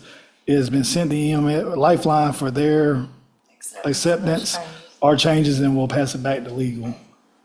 But this is to collect the past due EMS service accounts. I don't think we've ever had one That's what I in was the asking, past. sir, if we had this in the past. I think it was Elevos and they did it in-house. Is there any reason why we would need it now that we need to address? Maybe The not new now, company but- doesn't do it in-house like the prior company did. Correct. So they require it to be through this company. We need a review of that contract with them, what are we paying them versus, That's what I thought was Probably sent get to 50%. legal. No, I'm saying, so we agreed to enter a different contract with a different vendor to handle EMS billing and collections. And the new one we went to is not doing old bills, we're having to go outsource a portion of that. So did we enter into a lesser cost agreement for someone giving us a lesser service? Or are we paying the same or more and now having to incur more costs to go after this? So we. If go I back remember- and assess that also. If I remember correctly, and Michael, I think I brought this to your attention, that Elevos gave us a long list of past due clients they could not collect from or would not collect from. I tend to recall that y'all had a number of very small amounts that hadn't been collected. Y'all had asked a question on what the feasibility would be to collect them. And I think the overarching idea was you'd spend more money collecting on each one of these than you would get back. We're talking about small amounts. I recall that conversation. And these amounts that are past due, we're talking thousands of dollars. And the EMS billing was for the EMS. They have upped their billing costs, billing charges to the more current standard. It's just the past due amounts And Nathan recommended this company Lifeline because they already do business in Georgia. So what is their rate? Is it a percentage of recovery or? I have to go back through the contract and get that. When it was not included, I emailed it to their contact, which was out of the office till today. Well, my opinion, but I don't want to approve something we don't know what will cost. I mean, we could table it to the July 7th meeting. I mean, I was hoping they would get back to me today or yesterday, and they have not responded as of yet. I'll make a motion to table this until the July 7th regular meeting. Second. All in favor? Yeah, what I was really asking there is if, The costs associated. right, so if John Gordon was doing our billing services for us and was handling past due invoices, and now Allison says, I can do this for you, cheaper than John does, and we decide to go with Allison, but then Allison comes back and says, now, I don't handle any old bills. Now we incur an extra cost. Do we know and understand, is that the case, and are we paying more for the same services we were last time? We'll review the We need to- EMS original contract along with this one. Because, I mean, we gotta do what we gotta do, but we need to make sure we're not paying more than we were before since this is a new vendor. Yes, sir. We'll review EMS, the new billing contract, along with Lifeline billing. Thank you. Item 9, acceptance of the 2025 Flint River Agreement for football and recreation. Commissioners, during the May 5th, 2025 regular meeting, the board voted to utilize Flint River Academy football field for the Recreation Department's 2025 football games.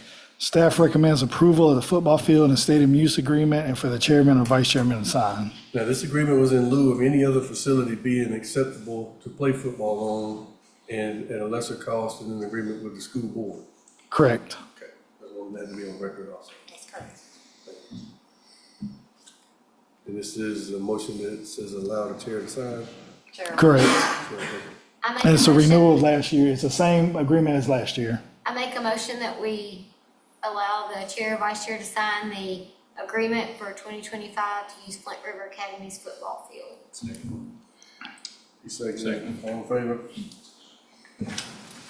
Item 10, acceptance of the file transfer request to allow Edmund Emerson to transfer all Meriwether County retirement files from Morris, Manning, and Martin LLP to Safeway Shaw LLP. Commissioners, Mr. Edmund Emerson, he's the attorney that represents our retirement advisory group, AMRIT, which is led by President and CEO James Fallon, is transitioning from his current firm, Morris, Manning, and Martin LLP, to join CFAR Shaw at its Atlanta office. He's requesting to continue serving as legal counsel for the Meriwether County Retirement Account, which he has been managing in coordination with Mr. Fallon of AMRIT. The county's legal team has reviewed the request and has no objections. Staff's recommending approval and allow the clerk to approve the transfer of the retirement files from Morris, Manning, and Martin LLP to Seaforth Shaw LLP. And you can see after that, on the next page, he sent us an email letting us know that he was moving, and he would request that our files transfer with him. We have had him for quite some time, and he's been very helpful when it comes to the retirement. So basically, all I need to do is accept the letter and allow me to send him approved email to transfer our files. And in the letter, it tells you our files are the Meriwether County 457 plan and the 401A plan. Any issues from legal? We had no objections. You have a motion? I make a motion to accept the file transfer request to allow Edmund Emerson to transfer all Meriwether County files from Morris, Manning, and Martin LLP to Seaforth Shaw LLP. And allow vice chair and chair to sign. I don't think they have to, but I think Second. yeah. All in favor? thank you. All right. This is you. Item number 11, City of Manchester Independence Day celebration request. Commissioners, the City of Manchester is here tonight to request financial assistance for the city's upcoming Independence Day celebration, which will take place on Thursday, July 3rd, 2025. The event's a community-wide celebration and historically included fireworks, music, and family activities. As noted in the June 12, 2024 regular meeting minutes included, the board approved $5,000 in support for the 2024 celebration. That amount was approved as a one-time contribution in recognition of the city's request and the county's ability to assist last year. Manchester will present the request tonight, and a specific dollar amount has not been submitted in advance, and the board may wish to consider what level of support it's comfortable providing this year. Staff recommendation would be that staff recommend the board consider either approving the same amount as last year or setting a different amount based on current priorities and budget availability. Hi, I'm Summer Shofie. I am the chairman of the Downtown Development Authority in Manchester, Georgia. And I am here to ask you to actually raise that to $10,000 this year. We have made some major changes with it, and it has exponentially grown from what it would have been last year. We've also made it a completely free event to all vendors, all food trucks, all people coming. Everything is free this year. We're trying to make a truly family-oriented event. We have over 50 vendors so far. We have 6 food trucks, 10 food tents. We also have dozens of games that are being built by our local citizens. We're meeting at the fire department tomorrow to build all the game boards and all the tournament apparatus. And we have dozens of volunteers around the town. We have everything from even a dunking booth that our mayor and our mayor pro tem will be in. So feel free to come dunk them. Then we have a huge music show at the end of it, and then the fireworks set to music. And the cost of everything, of course, has gone up as usual. We are at about a cost of $22,000 right now. We have raised donations of about $4,000. And everyone in the town is really coming out to support this. It's been an amazing event. It's going to be so much larger even than last year. We're expecting several thousand. We do this event ahead of the 4th of July weekend. And, that way also we can all work together. We can help promote and send people to you over the weekend. I have this, if I can give this to someone. It's copies of just an idea of the layout of the event and how we've even grown in size. Everything about it is going to be so much bigger and so fabulous this year. And we would love for all of you to come. But yes, we would like some help if that's at all possible. Any I need some clarity. Is the city of Manchester putting on the fireworks, or is the Manchester Development Authority? The city of Manchester. I am strictly here as one of we have myself and the DDA, we have the fire department, the police department, the senior center, the rec department, all the city staff, which 2 of them are here today. Everyone has joined together this year. We're trying to make this a truly citywide event with everyone participating. Well, we had one of our Meriwether County firework committee members sign up to come to Manchester to talk to the council about, just joining in with Meriwether County and maybe not trying to do away with Manchester's fireworks show, but just join us and all that. And she got a call the day of the meeting, and they said that the city had nothing to do with the fireworks, that it was done by the Development Authority. The last 2 years, I believe, the Manchester Development Authority had taken it on and started doing it, but they did it as a money-making event as well as a city event. It's now back into the city's hands, and so the city is taking it on, and that's why we want to really make it a family-friendly, free event for the whole city. But when you say, so you're not charging admission to come into the park? We're not charging admission for vendors, for food trucks, for individuals, for anyone. Oh, wow, okay. So are they paying to play the games and things like that? No, most of them, no. There are some things for sale there in the booths, and there's food, of course, for sale. But the games are done by all of the local churches. So many of the different churches have sponsored a game to come and run the game. And we've gotten, part of the cost is batches of gifts. So we can give out little, cute, simple gifts for people. We have a baseball speed, the gun that you can see how fast you can throw a baseball. We have a cornhole tournament. We have several games, but these aren't money. There is no money exchanged on that. Why would y'all wait to just almost a little over a week before even asking us to be involved? I think that may have just been, I apologize for that. We should have come a couple of months ago, absolutely. And I do apologize for that. I think that this is the first time it's been back in the city's hands in a few years. And we just overlooked that, and I apologize. The only concern I have, and then whoever else wants to speak up, Meriwether County started doing it last year, and we got Lake Meriwether boards and myself. I raised $2,500 a day. Everybody's out here getting all these donations, so the taxpayers' money doesn't have to be used. Right. You see, even though we budget for the fireworks, but the more we raise, we don't have to touch the taxpayers' money. Our local businesses get advertisement, and they're paying for it. And it's just hard for me, my own opinion, to go out here and raise money and tell them it's from Meriwether County, and then turn around and take that money and give it to somebody else. It's just hard to understand. I feel like we'll lose sponsors next year because, in other words, all the years I was involved with horse barrel racing and all that stuff, I raised hundreds of thousands of dollars. And when I go to them and tell them it's for this event, and I got my sponsors, and every year they're ready to give more for the kids, for the youth show and all that, then all of a sudden I took half of that and decided to go put it over here.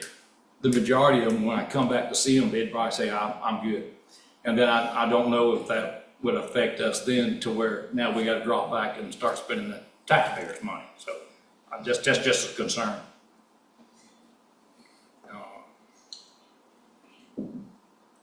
Any other comments? What are y'all sponsors? Like ours is, we got the sheet out and we're going around, it's 250, 500,000. What's your sponsor sheet you're sending out? And who do you get? We're taking anything, of course, but. Oh, it's on the backside, I'm sorry, yeah. I didn't look on the back. Oh, it's, Okay. All right. Manchester is definitely in the process of growing right now, so there aren't a lot of businesses right now. We're just in that growth spurt, and we're getting more businesses slowly, but raising money is rather difficult. And Yeah, it takes a lot of work. yes, sir. This is basically what we do. We got a 250, 500, and 1,000 sponsors, So at this time, I'd like to make a motion that Meriwether County become a platinum sponsor, donate $1,000 to the city of Manchester. I'll make that in the form of a motion. Motion, we have a second. I second. All in favor? Thank you very much. Thank you.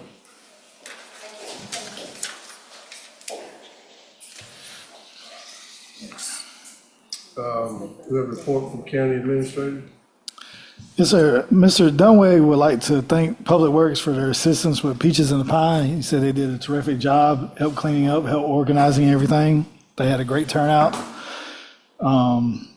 I am pursuing an ambulance replacement use. There was an email sent out over the weekend. I've been in contact with them. I need to get with Chief Stevens to make sure that ambulance will fit his needs. Just want to remind staff, open enrollment ends tonight at midnight. EMC, Chris emailed me today. We'll have the design schedule for the courthouse along with the final estimates on the Elming roads this week. And just want to remind the board and the audience, the TNU baseball GRPA tournament is going on this week in Woodbury. They start tonight, and I think they go on the next 2 or 3 days during the daytime. That's all I have. Report from county commissioners. Mr. Collins? I'd just like to thank staff and all the employees for the job they're doing and keep getting these roads fixed and get the courthouse and finish the jail up. And that's all I have. Commissioner Stetson? I'd just like to thank the citizens for coming and their input. And when we hear from, I enjoy talking to the citizens and being out and about. Come support our youth at the tournament. That's a great time to see how our recreation department's growing.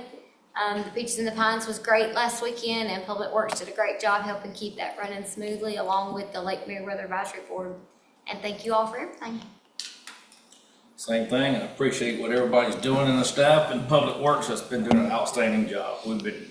Somebody calls, I call them, and next thing you know, it's taken care of, so they're staying on top of their everyday duties and going out here taking special call situations at the same time, and that's great. Reminder, we just talked about it, but spread the word, Meriwether County's fireworks on July 4th, the actual day of the celebration at Lake Meriwether, and it's going to be a bigger crowd than it was last year. And thanks to all the sponsors who have stepped up and are writing checks to Meriwether County. That gives us an opportunity to put on a fantastic celebration with family and friends and save the taxpayers money at the same time. You can't get no better than that. That's it. Chairman Worsley. I'd like to thank everyone for the job they're doing. I appreciate that as well, and look forward to the Independence Day celebration. I do have a couple things I'd like to get some information on. One is, I'd like to have seen in this meeting an update on the LMIG bids, where we at with that, with EMC and getting that stuff, and it's taking a while. And then the courthouse bid project as well. Even if we don't have anything, I think we need to discuss it, at least and give us an update each time. The courthouse, he sent us an email today saying they would be laying out the design schedule this week. So Yeah, the we LMIG know roads that. as well. That was in my comments, Commissioner. That he reached out about the courthouse design schedule and the LMIG final estimates he'll be having this week. That's from EMC. Okay. Apologize if I didn't hear that.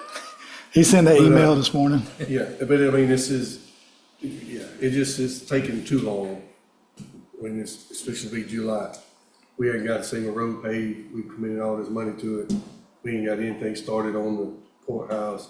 We hired an engineering firm to do all of this work. They help us get it done faster, cheaper. I mean, something's got to give. I think we're at their mercy at this point. Well, we don't have to be at their mercy is my point. We can have another engineering firm that can do this faster. I mean, it may, you know, I could be wrong in this process. Well, all I remember is we voted in February to put the roof on the jail, and it got done in November. And we didn't even have AMC then. So it seems like in government, it just takes longer. And I understand that, but I drive through multiple counties every day going to work and to the airport. People are paving roads like crazy. And I realize that maybe some of them have their own paving crews in some of these larger counties. But it just feels like everybody's treating Meriwether County like we can get to them when we want to. But they can wait, they can do whatever. And it's time people start taking Meriwether County seriously. We commit a lot of money to projects and a lot of money to companies, and we always seem to be at the bottom of the list. And I know that's not y'all's fault, so I'm not fussing. Because we're on them all the time. But we've got to, if they're not responding, then we need to go to another vendor. We got to do something. Somebody's got to start taking us seriously and making us a priority, because the citizens here need it. The other thing is code enforcement. Can you silence that, please, sir? I mean, it's just a button on the side. 2 times is enough. Thank you. Code enforcement, I don't know who is that directly falls under. Is it you? Or, so how many citations are we writing? How much revenue have we generated from those things? Is there any way we can get that information? We get a lot of feedback across the county of we're not doing those activities. And I don't know enough, so that's why I'm asking it. Is, you know, how many people are getting cited for things, because there seems to be a consensus out in some parts of the community that there's not much being done and people are out of code and continue to be for months and months and months and years. So if we could get some kind of update there to help calm some people. And if we're not doing it, then let's tighten it up. I didn't bring that up. I mean, I'm sure it's not the same as yours, but I've had maybe 3 calls in the last month asking how come this particular yard or house has got this out front, and they call and say something and they go by and nothing's getting done. So I agree with you. I don't think we're neglecting, but I agree with you. If there's codes, if we got a code enforcement and they're getting paid and there's violations going on that citizens are bringing to our attention, they need to call that office, and then I'm sure Cassandra will get one of the, how many code enforcement we got, 2? One, okay. Well, if they're calling the right place and reporting, I'm sure she would get them out there on it, but if that needs, like you said, it needs to be addressed. Yeah, I mean, I don't, like I said, I don't know whether we are or not. We can get some data that just will calm some of the stuff in the community. Do we have any need for executive session? Yes, sir, Mr. Chairman, I would cover all four. All right, do we have a report from the county attorney? No report. All right, so the motion to go into executive session for litigation, personnel, real estate, and tax matters. So, second. All in favor? Okay. I'll read the future minutes and notices before we leave. Close on Friday, July the 4th, 2025, in observance of Independence Day. Monday, July 7th, 2025 is a regular meeting at 6 p.m. Tuesday, July 22nd, 2025 is a regular meeting at 6 p.m. Monday, August the 4th, 2025 is a regular meeting at 6 p.m. We are in executive session at 7:55. Second. All in favor? Back in regular session, 8:31. We need a motion to accept the salary request from the Meriwether County Board of Elections as discussed in executive session. Make a motion. Second? Second. All in favor? Take effect. Take effect July 1st. 2025. That's right? Okay. Everybody good still? Good. Any other business? No, sir. Motion to adjourn? So move. Second. All in favor? Yeah. Adjourn at 8:32.